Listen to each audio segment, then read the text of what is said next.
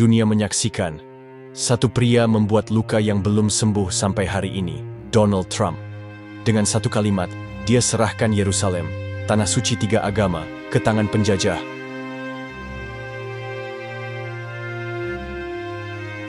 Palestina menangis, rumah dihancurkan, anak-anak dibunuh.